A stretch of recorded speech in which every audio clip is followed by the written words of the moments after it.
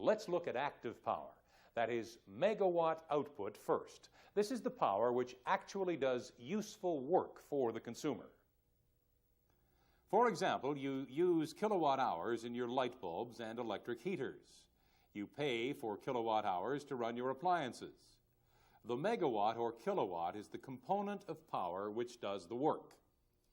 As we know, the demand for megawatts varies throughout the day as consumers switch their electrical devices on or off. As we cannot store electrical energy, at least in large quantities, the combined power output of all of the generators which are connected to the system must exactly equal the total power demand at every instant of the day. The total power demand consists of the consumer's demand plus power system losses, which may be as high as 4 or 5%. If at any time the power demand is greater than power production, then the frequency will fall. It is the load dispatcher's job to keep system generation and load balanced. He must do this while paying attention to the economic loading of units, which means the most economical generating units should be fully loaded first. At the same time, he has to allow for limitations in the transmission system, say due to line outages. So the load dispatcher's job is quite a handful, just as much as the turbine operator's. However, he is assisted by computer programming and by automatic devices such as the turbine governor and the dispatcher's automatic generation control system, known as AGC. We mention all this as background so that you can appreciate the dispatcher's urgent appeal to you on occasion for either a rapid increase or decrease of unit output. We know that in order to change the generator's active power output, we must change the energy input, that is, the steam flow through the turbine. This may be performed in several ways: manually by the operator in accordance with predetermined loading instructions or on request from the dispatcher; automatically by the turbine governor, which responds to changes in turbine speed, which is in turn related to system frequency; automatically by the dispatcher's AGC if this particular generator is being used for regulation, that is, to assist in frequency control. Most of the machines on the system, that is, steam turbines, gas turbines, and hydro turbines, will operate on governor control.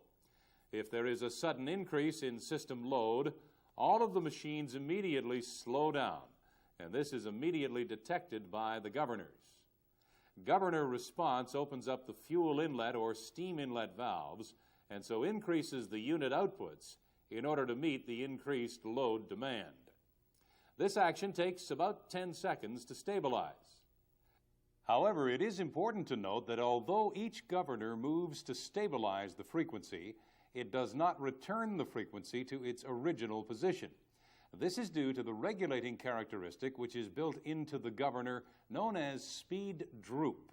Typically, the turbine governor is set to regulate at 5% speed droop as applied load increases from 0 to 100% power output. Of course, this situation can be corrected easily by adjusting the set point of the governor. This can be done by the operator at various intervals or by automatic frequency control devices.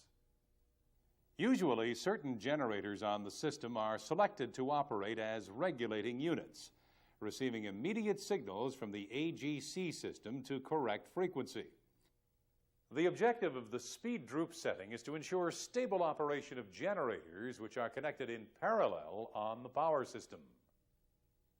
If all of the governors on the synchronized generators are set to, say, 5% droop, then they all share in load changes proportionally. However, we may wish to make certain units on the system more responsive to frequency changes than others. This can be achieved by setting the droop characteristic on those units to a lower value. The generator with the lower setting will pick up or throw off proportionally more load than the other generators on the system. Check with your supervisor for correct droop settings on your machines. Remember, the lower the percentage droop, the more sensitive is the governor. And oversensitivity can cause unstable operation and hunting of the unit. Now remember, all of the units which are connected to the power system are running at precisely the same synchronous speed. This is obvious because they are synchronized together, and the frequency is precisely the same at all points of the system. So how is it then that one unit may operate at, say, 100% capacity and another at 50%? Doesn't this mean that the unit with the greatest load is running faster? Well, beware of this trick question.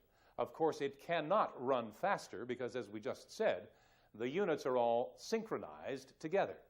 So how does it then put out more load? Well, the answer is in the load angle, or power angle.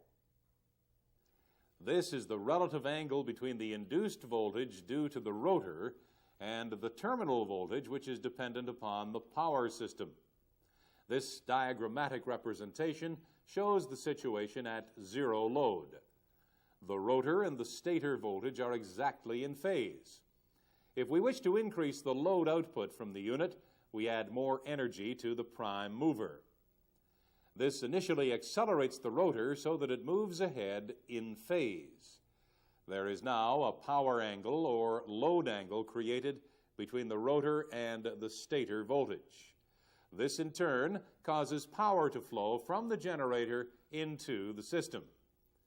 To further increase power output, we increase steam flow and so further increase the load angle, which in turn increases the power output. In each case, the rotor settles down to its new condition and continues to run at the new load angle. At maximum load, the load angle will probably be about 60 degrees. So now you can see if we have, say, 3 units in parallel on a common bus. The unit which is generating at 100% capacity will have a load angle of about 60 degrees. The unit at 50% output will have a load angle of about 30 degrees, and the unit at zero load has a load angle of 0 degrees.